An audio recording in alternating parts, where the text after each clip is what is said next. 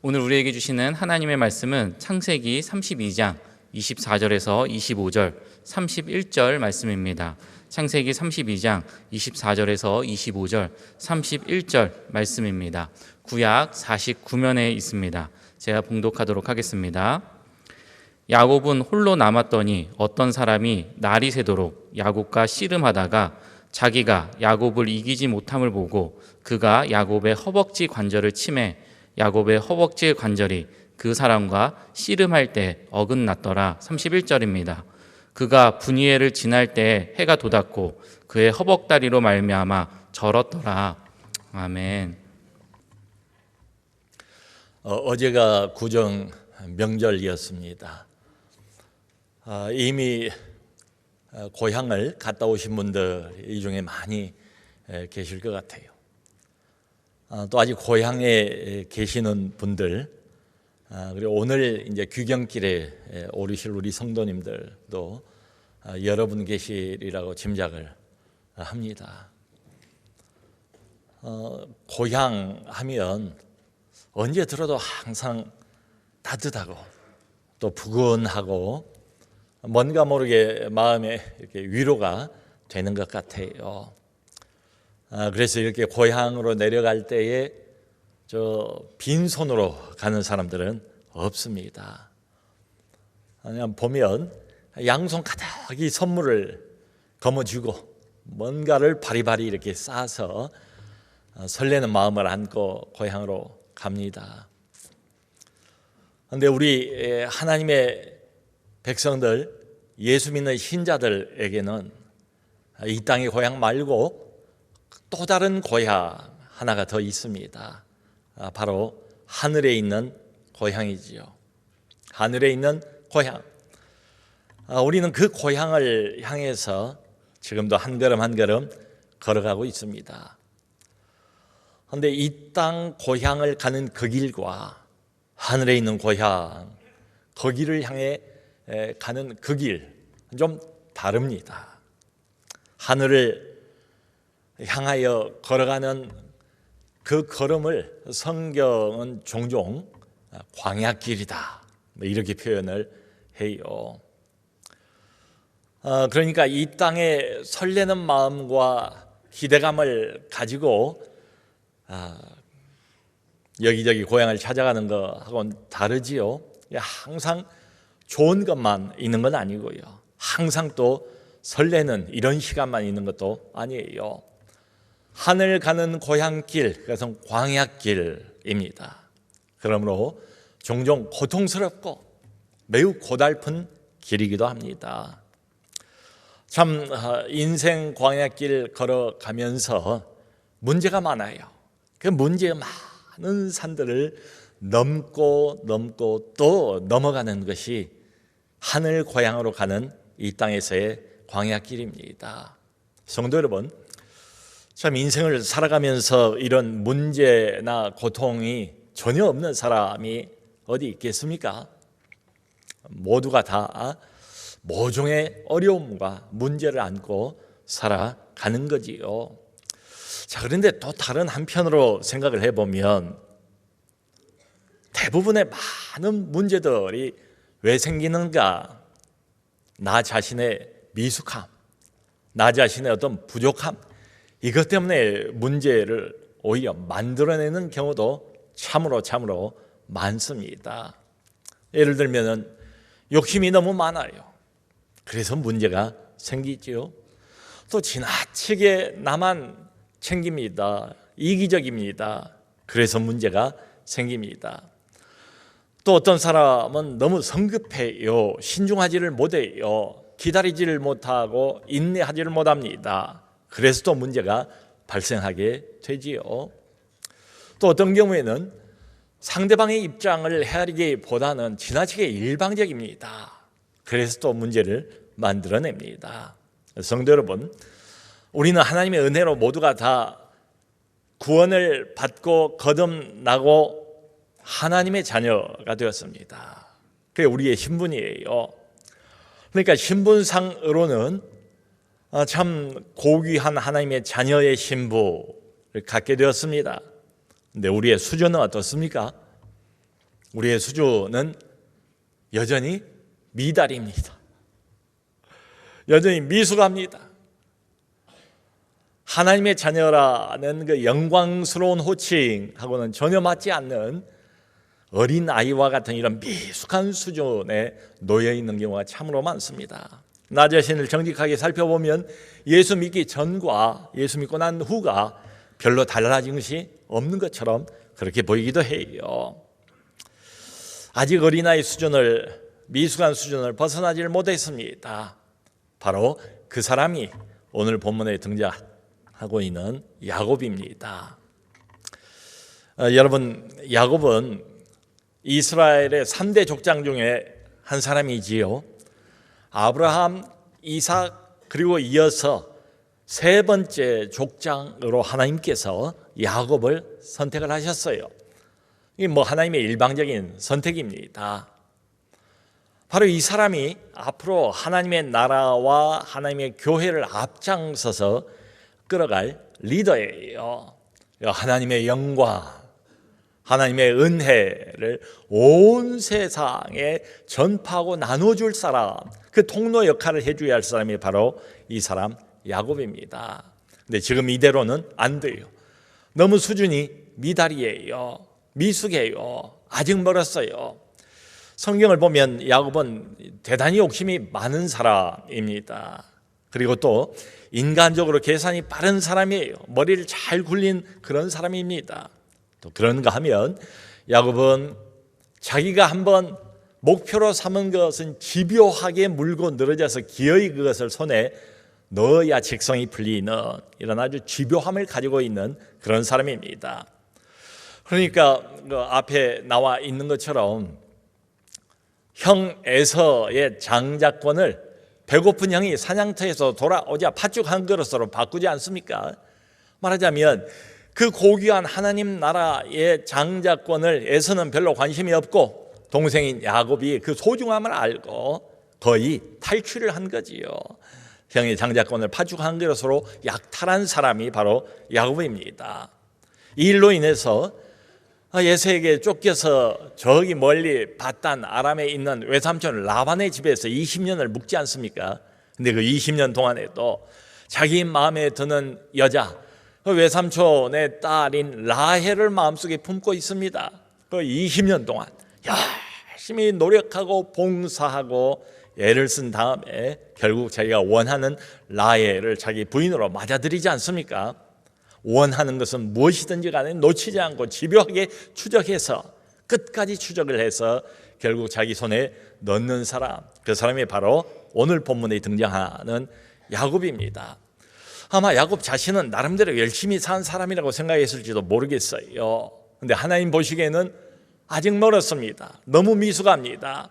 3대 족장 리더 역할을 감당하기에는 너무도 모자란 게 많아요. 야곱 자신은 모르겠지만, 자기 자신을 잘 모르겠지만 하나님 보시기에는 야곱에게서 제거되어야 할 것들이 너무도 많은 그런 상태입니다. 성도 여러분, 바로 이 야곱의 모습이 다름 아닌 우리들의 모습이에요. 우리도 어떻습니까?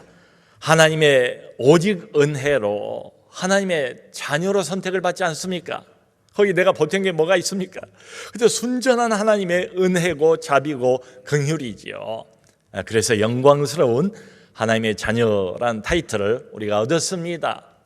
자, 신분은 하나님의 자녀예요. 하나님의 백성이에요. 그런데 우리의 수준은 어떻습니까? 우리의 영적 수준은 어떻습니까? 다른 사람 눈에 어떻게 보이는가, 이게 문제가 아니고 궁극적으로는 이 질문을 던져야 되지 않습니까? 하나님 앞에서 하나님 눈에 나는 어떤 사람인가? 참 정직하게 자기 자신의 모습을 바라보면서 평가를 해본다면 참 멀어도 한참 멀었다, 너무도 수준 미달이고 미숙한 자신의 모습을 보는 때가 너무도 많습니다. 요즘 제가 읽은 글 중에 어떤 목사님의 쓰신 글이 계속 이렇게 마음에 좀 남아 있어요. 이런 말입니다. 이 세상에서 가장 불행한 일은 아직 준비가 덜 된 사람이 너무 일찍 높은 자리에 올라가는 것이다. 이 맞지 않습니까? 아직 그 사람이 준비가 덜 됐어요. 그 직책에 맞지를 않습니다. 그런데 너무 일찍 자기도 모르는 사이에 높은 자리에 올라가 버리는 거예요. 그러면 머지않아 이 사람은 자기가 소속하고 있는 그 단체, 그 조직을 깨트리게 된다는 거예요. 결국 수준이 미달이기 때문에 나중에는 자기 자신마저도 붕괴되고 만다는 것입니다. 이번 우리 겨울 방학 동안에 저희가 참 귀한 강사를 모시지 않았습니까? NSG 성경 아카데미에서 손봉호 교수님을 모시고 강의를 들었어요. 지금 이제 인터넷에 올라와 있으니까 우리 성도님들께서 꼭 한번 들어보시기 바랍니다. 정말로 명강의예요. 아주 어려운 그 개념과 내용들을 정말 알기 쉽게 우리 예수를 믿는 신자들에게 아주 마음에 쏙쏙 이렇게 집어넣어주는 그런 탁월한 강의입니다. 근데 송 교수님께서 한 번에 이런 말씀을 하세요. 자기가 아르헨티나를 가보니까 알겠더래요. 여러분, 아르헨티나가 얼마나 참 나라가 망가져 버렸습니까? 그야말로 폭삭 망한 나라가 되고 말았어요. 그런데 아르헨티나를 직접 가서 보니까 얼마나 이 나라가 풍요로운지, 하나님이 주신 자연 혜택, 이 천연 자원 이런 것들이 너무너무 풍성한 거예요. 그러니까 이런 생각이 들더랍니다. 도대체 이 풍성한 자원을 가지고 있는 아르헨티나가 이렇게 폭삭 망해야 되는 이유를 도무지 알지 못하겠다. 그런데 바로 정치 지도자 때문입니다. 수준 미달인, 아직도 미숙한, 준비가 안 돼 있는 정치 지도자 때문에 나라가 이렇게 되고 말았다는 거지요. 성도 여러분, 남 탓을 해서 무엇하겠습니까? 내 자신을 좀 바라봤으면 좋겠어요. 구약 성경을 보면 요나라는 선지자가 나와요. 근데 타이틀은 선지자인데 이 사람의 행태를 보면 그야말로 좀 패역한 사람처럼 보여요. 하나님에게 대들질 않나, 하나님에게 따지질 않나, 하나님 앞에서 자기 주장을 끝까지 내세우질 않나, 뭐 이런 사람이 요나입니다. 그래서 이제 우스갯말로 이런 말을 해요. 다른 사람 남 탓하지 말고 손가락을 남에게 돌리지 말고 내게로 돌리자. 그래서 요 손가락을 이렇게 구부려서 요나가 항상 문제다. 요나, 문제는 다른 데 있지 않습니다. 다른 사람이 있지 않습니다. 바로 요나가 항상 문제다. 미숙한 나, 수준 미달인 내가 문제다. 이게 참 맞는 말이죠. 지금 이제 명절 연휴이기 때문에 아마 가족들과 많은 시간을 보내고 있을 것 같아요. 그런데 가족 중에도 보면 너무 자기 주장이 강해요. 그래서 다른 가족들이 마음에 상처를 받는 이런 경우들이 얼마나 많습니까? 그 사람이 부모일 수도 있고, 그 사람이 자녀일 수도 있고, 그 사람이 내 형제일 수도 있고, 그 사람이 가까운 친척일 수도 있고 그래요. 여러분, 가족 안에서 화목을 깨는 1순위는 뭔가 하면 그냥 처음부터 끝까지 자기 주장을 하는 겁니다. 이게 맞아, 이게 좋아 하면서 그냥 자기 주장만 늘어놓는 거지요. 그러니까 다른 사람의 입장, 다른 사람의 처지 뭐 고려하지를 않아요. 다른 사람의 이야기 전혀 귀 기울이려고 하지를 않습니다. 그저 자기 주장만 끝까지 고집하게 되면 가족 간의 화목이 깨어지고 말지요. 성도 여러분, 이런 자세와 이런 태도는 교회 안에서 역시 문제가 됩니다. 그러니까 자기 열심, 자기 생각에 사로잡히고 거기에 취해서 그냥 일방적으로 몰아붙여요. 참 이런 성숙하지 못한 자세와 성숙하지 못한 태도 때문에 얼마나 많은 사람들이 상처를 받는지 모르겠어요. 성도 여러분, 만일에 내가 내 뜻만을 그냥 몰아붙인다면 하나님의 뜻은 어떻게 될까요? 내 뜻을 몰아붙이는 그 과정 동안에 하나님의 뜻은 그만 땅에 떨어지고 말 거예요. 안 그렇습니까? 우리가 살아가는 이 세상에는 부조리한 제도, 부조리한 시스템 뭐 이런 것들이 적지가 않아요. 그리고 이 부조리한 시스템과 부조리한 제도와 체제가 또 잘 바꿔지는 것 같지도 않아요. 그러니까 이게 바꿔지지 않는 동안에는 정말로 어쩔 수 없이 많은 사람들이 이 부조리한 제도와 또 체제와 시스템 때문에 피해를 볼 수밖에 없지요. 자, 그런데 하나님의 나라는 어떨까요? 여러분, 하나님의 나라를 다스리는 분은 하나님이세요. 하나님의 나라의 주인은 바로 하나님이세요. 우리 하나님께서는 하나님 자신의 나라와 하나님의 교회가 계속해서 우리의 미숙함, 우리의 수준 미달 때문에 피해를 보도록 내버려 둘 수가 없지요. 내버려 두질 않으세요. 그러면 우리 하나님께서는 하나님의 자녀로 부르기는 했지만 여전히 수준이 미달이고 미숙한 하나님의 자녀들을 내버려 두지 않습니다. 하나님 나라의 문제아들이라고 부를 수 있는 이 사람들을 하나님께서 외면하지를 않아요. 자기 자녀인데 왜 내버려 두겠어요? 막 가는데 왜 내버려 두겠어요?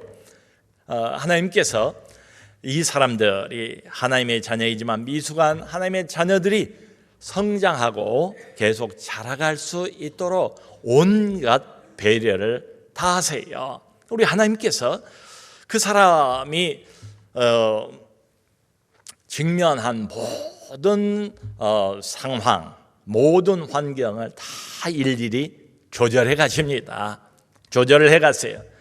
그 하늘 고향 가는 길에서 종종 무엇을 놔두시는가 하면은 여러 다양한 문제들, 시련들, 어려움들, 고통들 이런 것들을 주세요. 일부러 주세요. 일부러 그 사람 인생길에 그걸 놔두세요. 그걸 거치게 하십니다. 그것을 겪게 하십니다. 그걸 넘어가게 하십니다. 그래서 그 사람의 인간적인 힘을 빼시지요. 그래서 그 사람의 교만을 낮추시는 작업을 하나님이 끊임없이 꾸준히 하세요. 오늘 여기 본문을 보면 야곱이 드디어 바단 아람에서 20년 동안의 타향살이를 마치고 고향으로 돌아가는 길입니다. 그런데 보면은 참 축복을 많이 받았어요. 11명의 아들들을 얻었습니다. 바단 아람에서 4명의 부인들을 얻었어요. 그리고 수많은 가축들을 하나님께서 소유로 야곱에게 주셨습니다. 그런데 이런 것만 주신 건 아니에요. 그 과거에 20년 동안 바단 아람 삼촌집에서 야곱이 무슨 일을 당했습니까? 자기도 머리를 꽤나 쓰는 사람이지만 자기보다도 훨씬 더 교활한 외삼촌 라반에게서 야곱이 그렇게 열심히 성실하게 일을 했지만 자기의 노동 품삯을 외삼촌 라반이 자기 마음대로 10번이나 바꿨습니다. 계속 속은 거예요, 야곱이. 그러니까 20년 동안 여기 올 때까지 죽도록 노동만 한 거지요. 그런 야곱입니다. 그러다가 드디어 고향으로 돌아가게 됩니다. 고향으로 돌아가는 마지막 관문이 오늘 본문에 나타나고 있는 야복강입니다. 자기의 모든 소유, 자기에게 속한 모든 사람들과 가족을 다 이끌고 야복강까지 온 거예요. 그런데 야곱이 소식을 하나 들었습니다. 야복강만 넘으면 이제 고향 땅인데 무슨 소식인가 하면 자기 형 에서가 자기를 맞이하러 군사 400명을 이끌고 오고 있다. 여러분, 정말로 20년 만에 오랜만에 만나는 사랑하는 동생일 것 같으면 군사 400명이 웬 말입니까? 무슨 군사가 전쟁을 하는 것도 아닌데 싸움을 하는 것도 아닌데 이렇게 많이 필요하겠습니까? 그러니까 야곱이 그 소식을 듣고 겁이 덜컥 났지요. 완전히 두려움에 휩싸이게 됩니다. 번민이 가시질 않아요. 이건 분명히 20년 전에 내가 팥죽 한 그릇으로 형의 장자권을 빼앗아 먹은 그 사건을 잊지 못하고 있는 것이다. 형인 에서가 여전히 나를 향해서 증오의 이빨을 갈다가 드디어 때가 되어서 군사 400명을 이끌고 오는 것이다. 나를 죽이고 내 가족 모두를 다 멸절시키기 위해서 오는 것 아닌가, 이런 생각을 떨쳐버릴 수가 없어요. 그런데 역시 인간적인 머리를 잘 굴리는 야곱입니다. 야곱이 형인 에서에게 선물을 보내자, 선물을 보내서 그 마음을 누그러뜨리자, 이런 생각을 한 거예요. 그래서 자기가 가지고 있는 많은 가축대 중에서 가장 실하고 좋은 것들을 골라냅니다. 황소, 암소, 염소, 양, 낙타와 나귀, 골고루 가장 좋은 것들로 무려 550마리를 골라내요. 그리고 이 550마리를 세 대로 나눕니다. 왜 세 대로 나누겠습니까? 그러니까 맨 처음 첫 번째 때가 가서 이게 선물입니다. 당신의 종, 당신의 동생 야곱이 보낸 것입니다. 그러면 형 에서가 이렇게 나올 수도 있을 거다. 이따위 선물을 가지고 내 마음을 누그러뜨리려고 어림도 없어. 이런다 할지라도 두 번째 선물을 받고 세 번째 선물을 연거푸 선물 공세를 받게 되면 형도 내 마음의 진심을 알게 될 것이다. 그래서 혹시 형의 마음이 누그러질 수도 있지 않겠는가, 이런 인간적인 생각을 가지고 세 대로 나눠서 보내요. 그 야곱과 함께 지금 동행하고 있는 많은 가족들, 그리고 자기 종들까지를 포함해서 많은 가족들, 그리고 가축들, 그것 전체를 두 때로 또 나눕니다. 그 나눈 이유는 뭔가 하면 야곱이 이렇게 말해요. 한 때를 치면 한 때는 피하리라. 그러니까 형인 에서가 400명의 군사를 데리고 그냥 나를 몰살시키기 위해서 공격을 한다 할지라도 반은 살아남을 수 있지 않겠는가, 반은 잃는다 할지라도 반은 남길 수 있지 않겠는가, 이런 생각에서 미리 두 패로 나눕니다.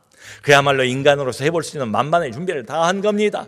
해볼 수 있는 모든 조치를 다 취한 거예요. 근데 그럼에도 불구하고 불안이 사라지질 않아요. 두려움이 가시질 않습니다. 그래서 모든 자기의 소유를 강저편으로 다 보냈습니다. 그리고는 야복강 나루에 홀로 남습니다. 홀로 남아서 밤새도록 하나님의 천사와 기도로 씨름하는 장면이 오늘 본문의 내용입니다. 기도로 씨름을 해요. 그런데 여러분, 놀랍게도 이 씨름에서 누가 이기는가 하면 바로 야곱이 이겨요. 하나님의 천사와 밤새 기도로 야곱이 씨름을 했는데 승자는 야곱이었습니다. 그래서 하나님께서 야곱에게 새로운 이름을 지어주시잖아요. 예전의 이름 야곱은 버리고 이제는 너의 이름을 이스라엘이라 하리라. 야곱이라는 이름의 뜻은 무엇입니까? 발 뒤꿈치를 잡은 자, 이거예요. 여러분, 야곱과 그 형인 에서는 쌍둥이였습니다. 근데 형인 에서가 조금 빨리 나왔죠. 빨리 나가는 형의 발 뒤꿈치를 잡고 나온 사람이 바로 야곱입니다. 그러니까 이름이 의미하는 바가 심장하지요. 의미심장하지 않습니까? 그러니까 이 사람, 형의 발 뒤꿈치를 잡고 나온 사람, 약탈자, 욕심쟁이, 교활한 자, 이런 사람, 이런 이름의 의미를 갖고 있는 게 야곱이에요. 그 이름을 이제는 버리라는 거예요. 그리고 하나님이 지어주신 새 이름은 뭔가 하면 너를 이스라엘이라 하리라. 이스라엘이라는 이름의 의미가 뭡니까? 하나님과 겨루어서 이겼다라는 뜻 아닙니까? 성도 여러분, 생각해 보세요. 아니, 전능하신 하나님과 감히 어떤 인간이 겨룰 수 있단 말입니까? 겨루고 싸운다 할지라도 전능자 하나님, 그분을 어떻게 인간이 이길 수가 있단 말입니까? 말도 안 되지요. 그런데 야곱이 야복강에서 밤을 새워가면서 절박한 마음으로, 간절한 마음으로 하나님께 매달리고 기도했더니 하나님께서 마치 그 씨름에 져주시는 것처럼 야곱에게 일부러 져주셨다, 이런 뜻이죠. 야곱의 기도를 일부러 들으시고 하나님께서 응답하셨다, 이런 의미입니다. 그 기도 응답이 바로 뒤에 나와요. 기도 응답은 무엇이겠습니까? 형 에서와의 만남을 그렇게 두려워하면서 기도했던 것 아니겠습니까? 본인의 목숨과 가족들의 안전을 지켜달라고 기도했던 것 아니겠습니까? 형의 마음을 누그러뜨려 달라고 기도했던 것 아니겠습니까? 그래서 기도 응답은 뭔가 하면 형인 에서와의 화해입니다. 여기 성경을 자세히 보면 보통 화해가 아니에요. 두 사람이 20년 만에 만났습니다. 참 쌍둥이 형제가 20년 만에 극적인 상봉을 한 거지요. 네, 만나자마자 서로 입을 맞추고 목을 껴안고 서로 우니라.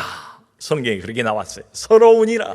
야곱만 운 것도 아니고 에서만 운 것도 아니고 서로가 울었답니다. 아니, 이게 어떻게 된 일입니까?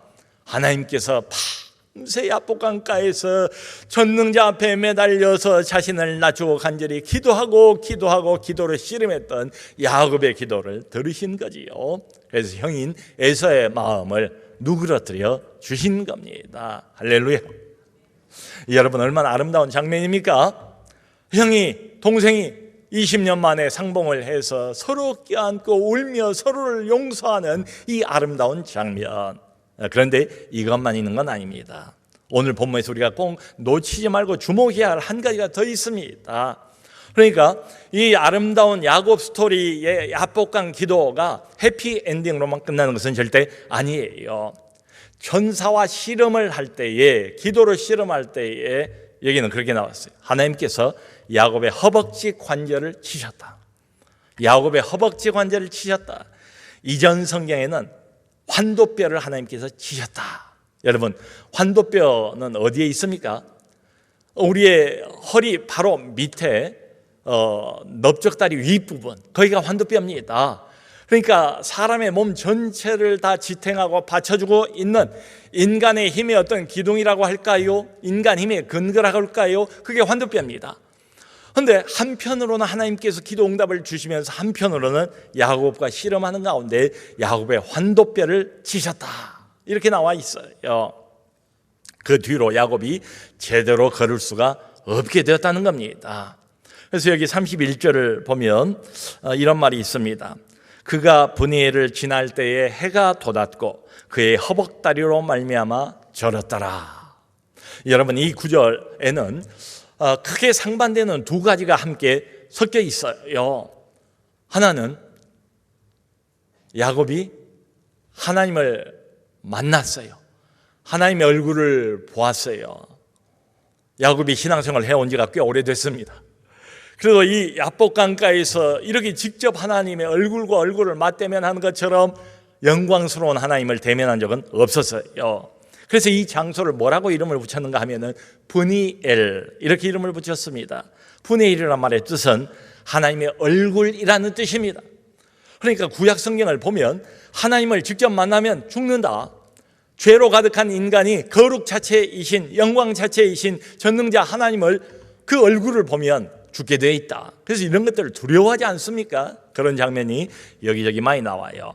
근데 야곱은 하나님의 얼굴을 만난 것입니다. 하나님의 그 영광스러운 빛나는 찬란한 얼굴을 본 것입니다.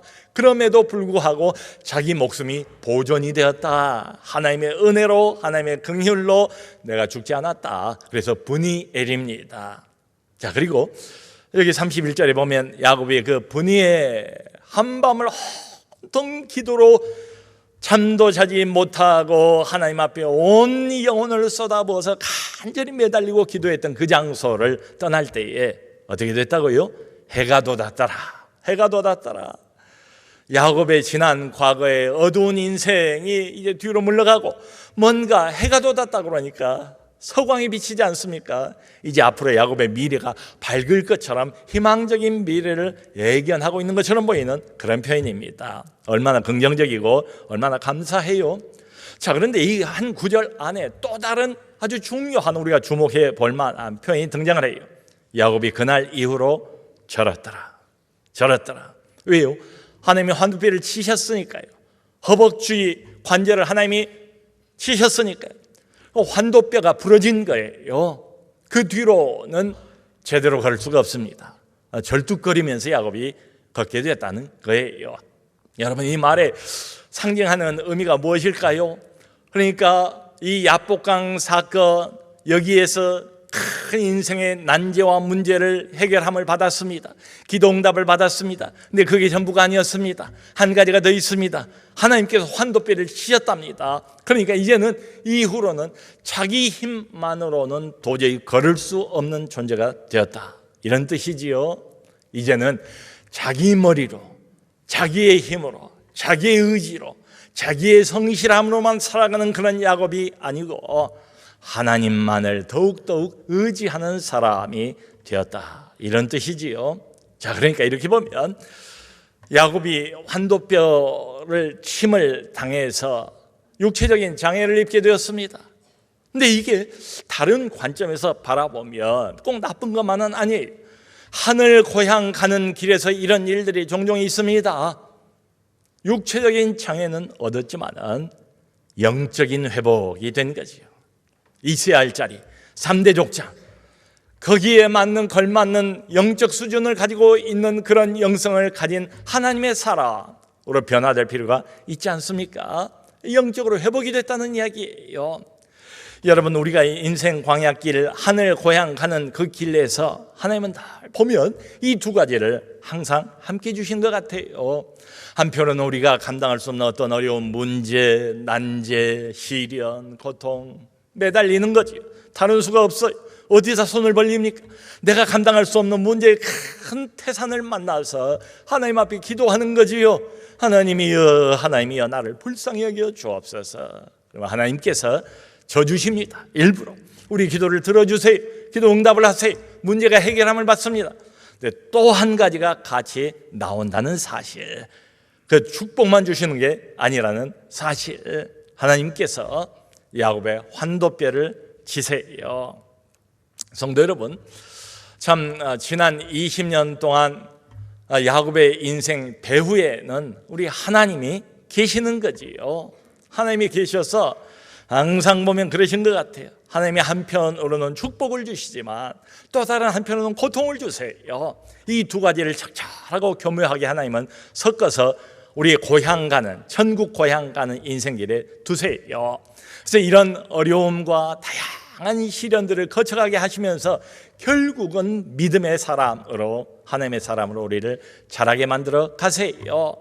그러니까 한편으로는 기도 응답을 끊임없이 주시면서 한편으로는 끊임없이 환도뼈를 치시면서 야곱의 미숙한 자를, 야곱의 거짓 자를 완전히 부서뜨려 놓습니다. 사랑하는 성도 여러분, 우리 하나님께서는 마치 야곱을 오래전에 다루셨던 똑같은 방식으로 우리 인생을 다루어 가십니다. 우리도 하나님의 똑같은 자녀니까 말이지요. 그러니까 하늘 고향 가는 광야 인생길 여기저기에 나도 미처 예견하지 못했던 많은 다양한 문제들, 어려움들, 시련들을 두세요. 그걸 통해서 우리를 훈련시키세요. 우리를 빚어나가세요. 우리를 만들어 가세요. 어떻게 만들어 가십니까? 야곱의 경우에서 볼 수 있는 것처럼 마찬가지지요. 그 전에는 자기 집중형 인간이었습니다. 내가 좋아하는 거, 내 힘으로, 내 방식으로, 이게 앞섰거든요. 그런데 환도뼈를 계속 얻어맞고 나면서는 어떻게 바뀝니까? 바뀌지요.